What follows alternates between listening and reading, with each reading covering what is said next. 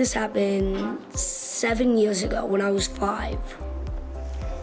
And I would just, when my mom said we have to go to the hospital now and check something, I was terrified. When we got there, they hooked me up to a couple machines, monitoring my heart, monitoring my blood sugar. And then and there, I'm like, is there something wrong with me? Am I gonna have to take medicine? And I was just terrified, realizing that it smelled like alcohol, like rubbing alcohol, not like actual.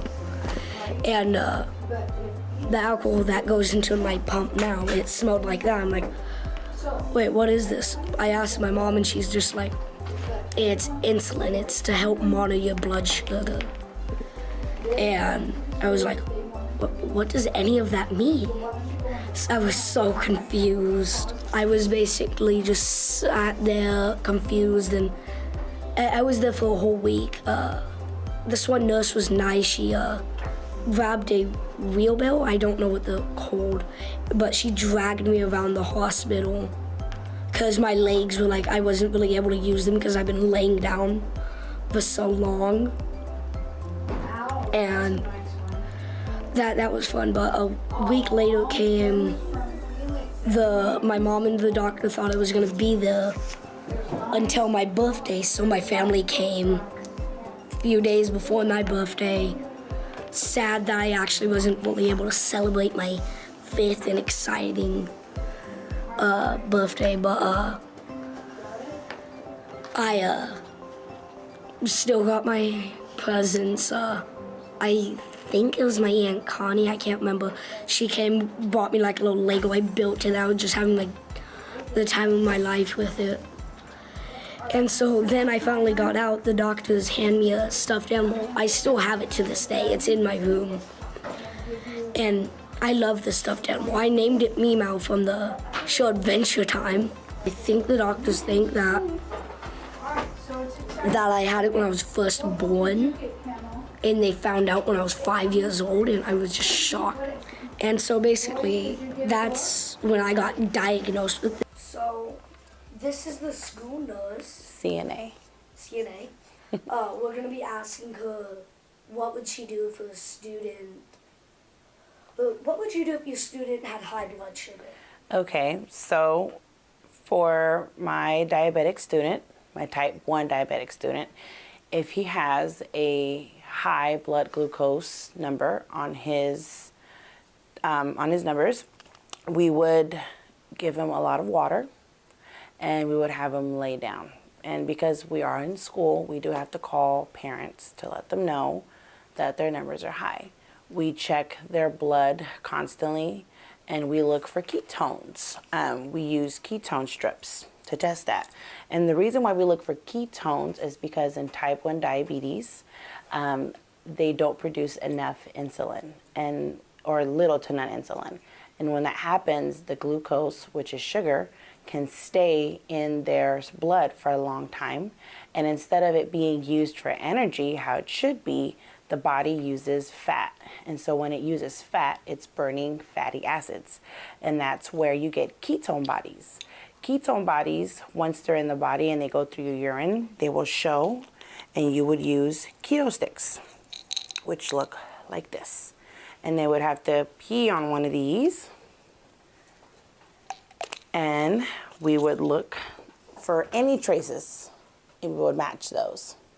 And if we see any traces, that means that he's at risk to getting diabetic ketoacidosis, and that's really dangerous. So we make sure that we call parents immediately, we give them a lot of water, and we watch them closely. What would you do if your diabetic student numbers were low? So if they're really low, this means they don't have enough carbohydrates or enough glucose in their body to use as energy, so the numbers will drop really quick. So what we do is we start giving you a lot of carbohydrates. So we would give you food or snacks, or in this case, we would give you glucose tablets. They come in different flavors, and these work faster. They go directly into your blood as soon as you eat them. and this would slowly raise your blood glucose. So we would have you eat, and we'll monitor every 15 minutes until we get you into a safe range. So for you, Zach, it would be anywhere between 100 and 120. What would you do if your diabetic student was sick, like during school, because of the diabetes? So while they're in school, you will have to stop your activities, come to the school office, go into the nurse's office, lay down, depending on if your numbers are high or low. We always contact your parents. Your parents are aware, and we try to help your needs, either giving you food or giving you water to help you feel comfortable. What do you think would happen if your numbers were too high, like above the thousands? So that, like I said, you will probably be in danger of having diabetic ketoacidosis, and you will have to go to the nearest hospital. They'd most likely put you into the emergency room. Yes. But thank you for doing the interview with us. No worries. Bye-bye. Thank you and bye.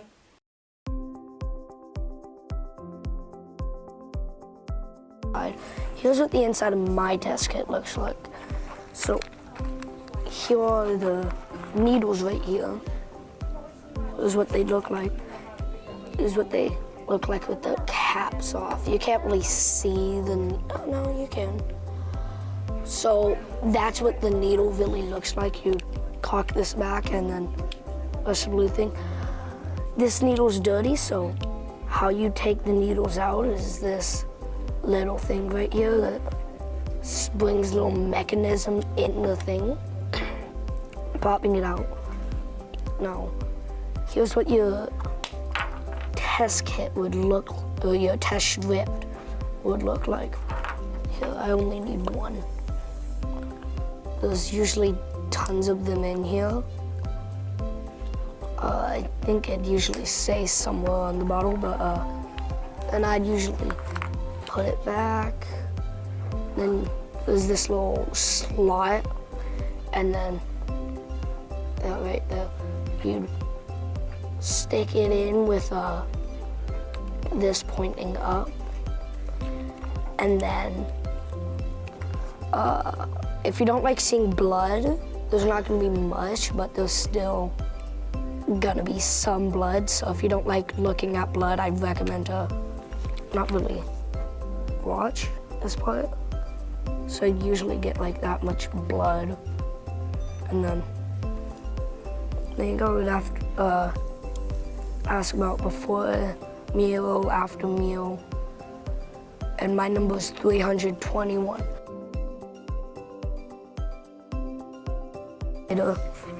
Here's what my pump looks like. You can also see this. Now there's a little pop-up if you have the same pump as me.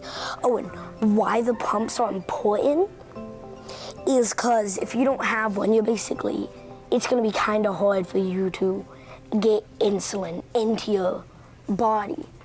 And if you don't have insulin in your body, it's gonna be kind of hard for your blood sugar to stay normal. Here, I'll show you my number range. I'm pretty sure it's 150 to, you go down, 90.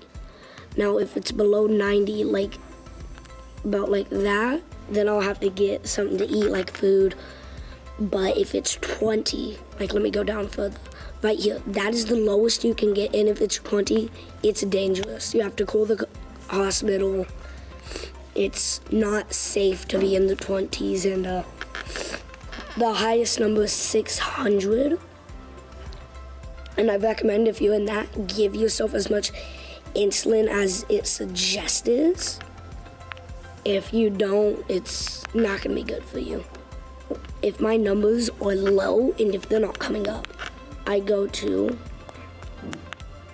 suspend delivery. And it says delivery is suspended. And now I can't get any insulin. Zero insulin at all. Now sometimes when you're getting insulin, it can like say across the screen, it will beep.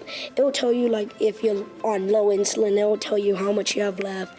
It will tell you if your insulin flow is blocked. If it's blocked and you can't get it unblocked, I'd recommend just changing the whole reservoir itself.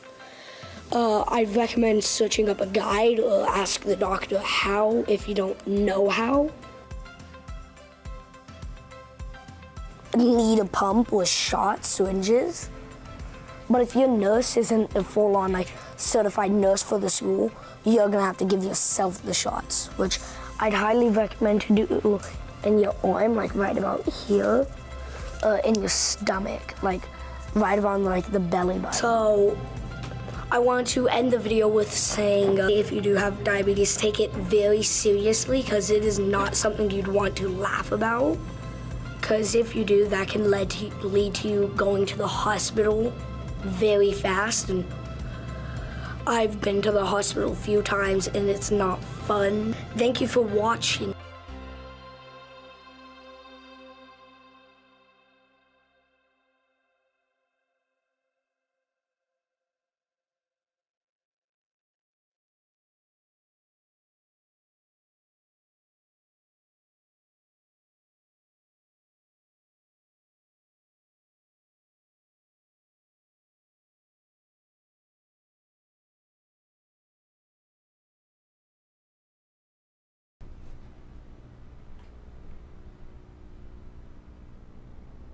Today on Spartan TV, the new Spartan TV studio is open.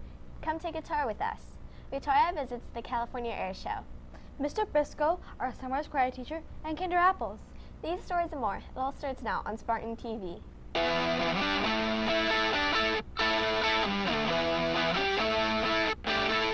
Live from Sunrise Elementary School, it's time for Spartan TV.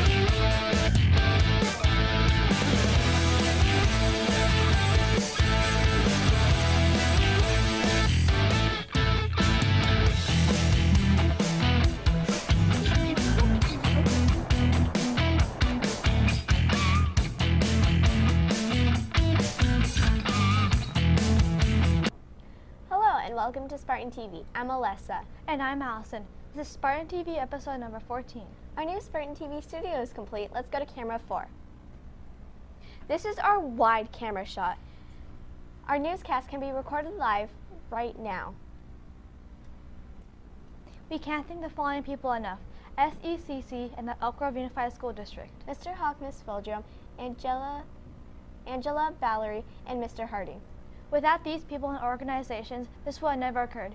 Thank you. Want to see it? Jessa, our field reporter, will give you a studio tour. Hello, this is Jessa, your Spartan TV studio reporter, and welcome to our new studio. Our studio is set up with an on-camera area and a technical area. This is our on-camera area. We have 3 cameras stationed in front of our green screens.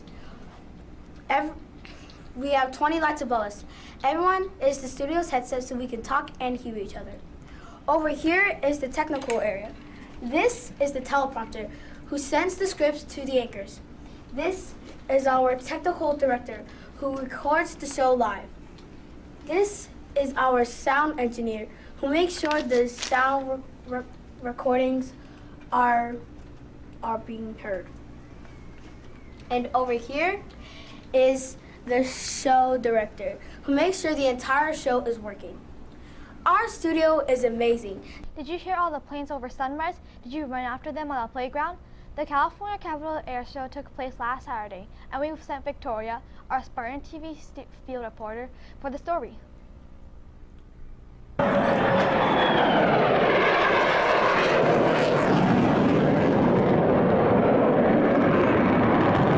From supersonic speed jets to gravity aerobatic acts to wing walkers, a day at the air show is an exciting experience. Thousands attend this air show and is marketed as the largest in North America today. This is an air show you don't want to miss. That's why I'm here to show you all the amazing activities. This is Victoria for Spartan TV reporting at the Capital City Air Show. At the air show, if you look to the sky, the Canadian Forces F-18 Super Hornet biplane shows off their stunts. The Capital Air Show gave Sunrise free tickets. Thank you, Capital Air Show! Thank you, Capital Air Show! Parachuters falling from the sky, the U.S. Army Golden Knights have conducted more than 16,000 jumps a year. The air show encourages you to bring and use proper hearing protection such as quality earplugs. The noise from the jet engines and explosions may be painful or harmful for some. The Boeing 747-200 is a 4-engine airplane capable of refueling in flight. The Air Force uses this plane for communications across the globe. Hi, what's your name? Bella. What, do you go to Sunrise? Yes. What's your favorite thing at the air show you've seen so far? The big airplanes. And talk about large planes. This military transport aircraft is responsible for airlifting troops, equipment, and support across the world. The inside bay is so large it can hold up to 8 military cars and 4 tanks. This is Victoria for Spartan TV, reporting at the Capital City Air Show in Mather Field.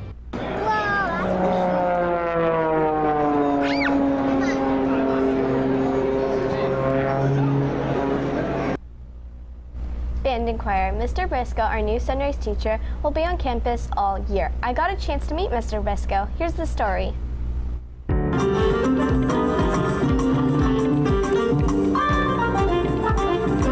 Reporting for Spartan TV, here with our awesome Sunrise Band and Choir teacher, Mr. Briscoe. Hello. How long have you been interested in musical arts, and when did you first start? So I've always been interested in musical arts, but I say that I got really serious about it in 2007. So it's only been about 11 years since I really tried to work at being a musician. When was your first instrument, and how many do you play now? My first instrument officially was voice, and then I took drum in school as well as saxophone, which I did not like, and now I'm really a pianist by trade. On a good day, if you catch me, I can probably play about like 5 or 6 different instruments. Who inspired you to learn to read and play music or sing? My mother, good helper for that. She always said that if I was going to be a musician, I should always know how to do everything. So that kind of lends itself to me being able to play every single instrument, but as well as learning how to read, write, compose. Did you perform yourself outside of Sunrise in a band or choir? Yes, I still do. I direct a few choirs right now at different churches. I work at a few other schools, and I also play on the side when I can. Yeah. If you had to pick a famous artist today, who would you select? Today? Oh goodness gracious, this is hard. Okay, so if I could pick someone today, I guess it would be Lady Gaga. Thank you, Mr. Briscoe. We look forward into hearing your band choir. This is Alessa with your Spartan TV.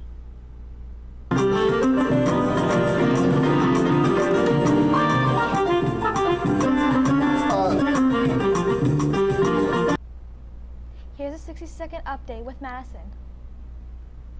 Hello, this is Madison with your 60-second update. Track Change Day will take place this Friday, October 5th. Welcome back, C-Track, and goodbye, D-Track. Share a soul. New shoes for new students in need. Drop off your shoes in the front office. This will happen between October 1st through October 31st.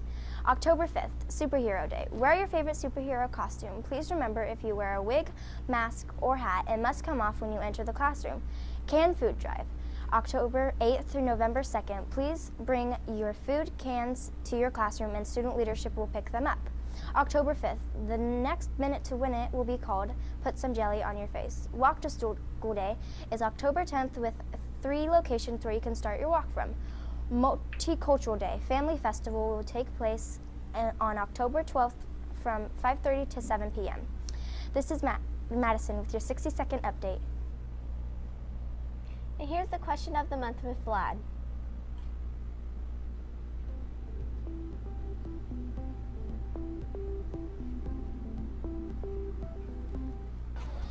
What makes a good school day for you? For me, I think a good school day is when we start and I get all my high fives and my students give me hugs and I see all of the students coming through the gate and on the playground with a smile. That's what makes a great school day for me every day. I like to learn. Getting to see my friends at recess. Playing Foursquare. If you be nice to kids, it will make a good school day.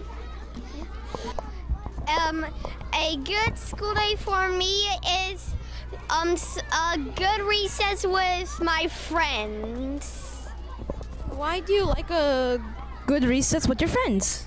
Because my friends make me happy and we play lots of fun things together. Seeing planes fly over our heads. Going on the Chromebooks. A great school day for me involves string cheese, which I just finished as my snack. I love string cheese. Learning and having fun with my classmates and having buddies.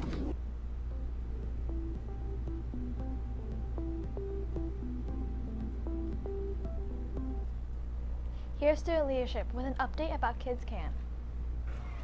Hi, my name is Miranda and I am from Student Leadership. This year our school is running a food drive called Kids Can to help the less fortunate. Have you ever been really hungry and had no food to eat? This happens to families a lot. If you would like to pitch in, bring canned and non-perishable food items to your teacher. The dates for this wonderful event are October 8th to November 2nd. Look, everyone wants to help. Thank you.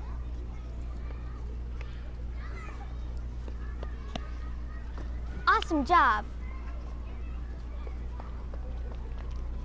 Thanks for helping Kids Can.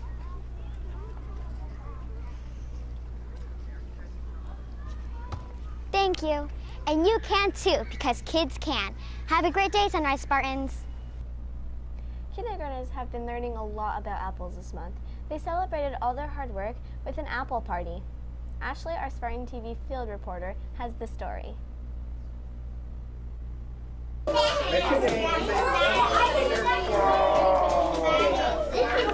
Today we are in Miss Ariaga's classroom with the kinders, doing many activities including apples like apple turnover and stacking apples with Play-Doh, making apples with paper. They even made apple hats that they could wear. I made this apple seed hat. This is what Emma had to say. We've been tasting apple stuff. They even had the chance to stack 10 apples on their head. This was a special day to celebrate all the hard work about apples. Kinders read Dr. Seuss's book, How to Stack 10 Apples on Your Head. Nice. Okay, now, get a market and your name. After a fun apple day, they danced off their excitement. This is Ashley, your Spartan TV field reporter.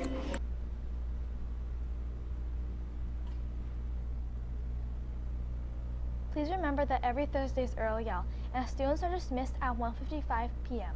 The character trait of this month is responsibility, so please make sure you show it. We hope you enjoyed this episode of Spartan TV. I'm Allison. And I'm Alessa. See you next time on Spartan TV.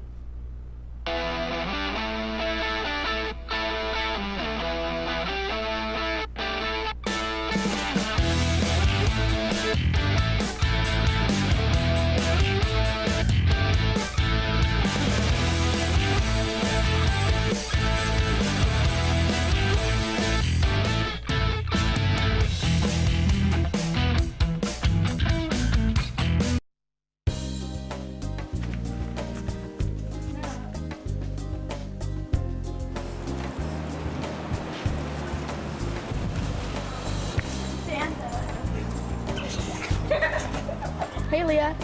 It's Leah. That's you.